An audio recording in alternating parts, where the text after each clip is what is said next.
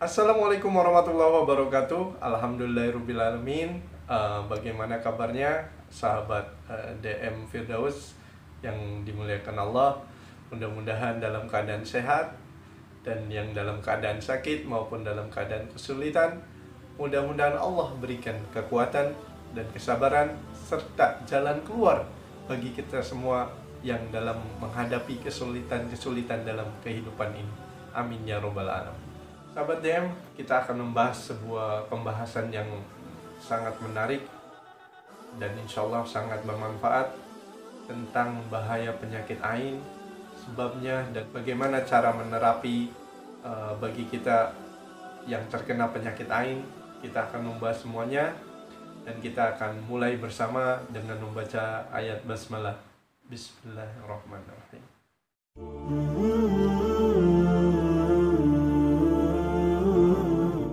Sahabat DM, apa kalian tahu tentang ain atau penyakit ain?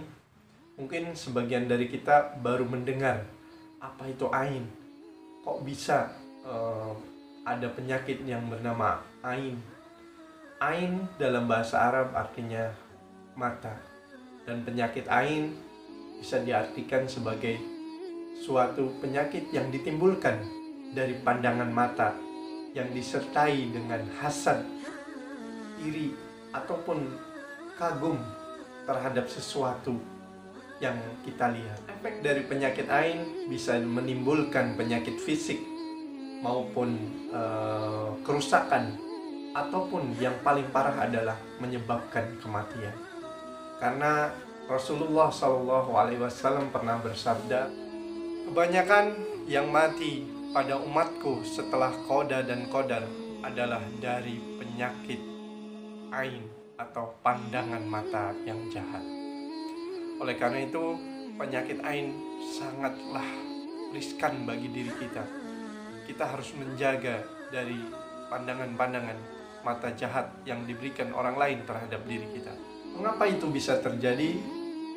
Proses penyakit ain itu dari pandangan. Ketika seseorang memandang dan diikuti dengan rasa kagum maupun rasa dengki maupun hasad, maka setan akan memanfaatkan keadaan ini untuk mengirimkan panah hasad kepada orang yang dia benci maupun dia kagumi, sehingga menimbulkan penyakit maupun kerusakan pada benda-benda yang kita punyai.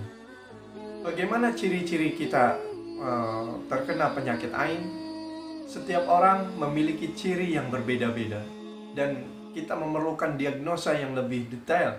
Ibarat dokter, kita perlu diagnosa dalam memutuskan suatu penyakit ain. Tidak bisa kita langsung memberikan vonis bahwa dia terkena ain. Dan setiap manusia memiliki ciri-ciri yang berbeda ketika terkena ain. Di antara ciri-ciri orang yang terkena ain biasanya adalah orangnya sering merasa pusing di kepala, rasa sakit yang berpindah-pindah, sering mual, sering buang air kecil, wajahnya kekuning-kuningan, kehilangan nafsu makan. Itu sebagian dari ciri-ciri orang yang terkena ain. Lalu faktor apa saja yang menyebabkan kita terkena penyakit ain? Yang pertama adalah hasad. Hasad itu bisa dikatakan adalah kebencian, kedengkian, maupun sifat iri. Di dalam Al-Quran dikatakan, wa min syarri hasidin idza hasad, dari kejahatan orang yang berbuat hasad apabila dia hasad. Tapi tidak semua hasad dapat menimbulkan ain. Oleh karena itu, kita senantiasa melindungi diri kita dari sifat-sifat hasad orang lain. Faktor yang kedua adalah rasa kagum. Rasa kagum ini bisa menimbulkan ain. Ada sebuah kisah dari Sahal bin Hanif. Ketika itu Sahal dalam keadaan mandi, tiba-tiba ada seorang sahabat lainnya yang bernama Ammar bin Rabi'ah melihat badan Sahal ketika mandi, dan dia takjub dan kagum melihat badan Sahal yang begitu putih dan elok. Dan dia berkata, begitu indah, begitu elok sekali kulit Sahal. Saya belum pernah melihat kulit seputih itu. Tiba-tiba apa yang terjadi? Sahal langsung terjatuh, pingsan. Padahal dia dalam keadaan sehat. Sahal langsung dibawa oleh sahabat yang lainnya menuju Rasulullah SAW. Dan Rasulullah langsung menanyakan kepada sahabat lainnya, siapakah yang bertemu Sahal tadi ketika dia mandi? Lalu sahabat lainnya berkata, Amir bin Rabi'ah, wahai Rasul. Lalu Rasul berkata kepada Amir bin Rabi'ah, apa yang kalian lakukan terhadap Sahal? Lalu Amir bin Rabi'ah mengatakan, saya hanya memuji beliau. Saya mengatakan bahwa saya tidak pernah melihat kulit seputih itu.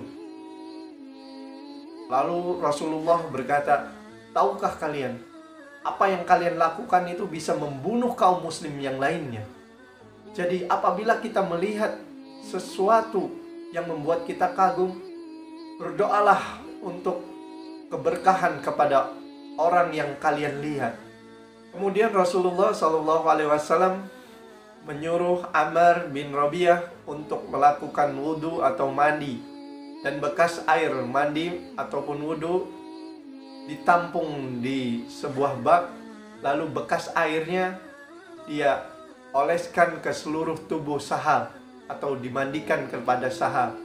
Dan apa yang terjadi? Alhamdulillah, Sahal langsung sembuh. Sahal kemudian terbangun dan tidak merasakan rasa sakit yang dia rasa sebelumnya. Oleh karena itu, sahabat DM, hati-hatilah kita dalam memuji seseorang. Dan ketika kita memuji, doakanlah keberkahan untuknya agar orang tersebut tidak terkena penyakit ain. Sahabat DM yang dimuliakan Allah, lalu bagaimanakah kita cara mencegah penyakit ain agar kita tidak menimpa diri kita maupun saudara kita maupun keluarga kita maupun anak kita maupun istri kita yang tercinta?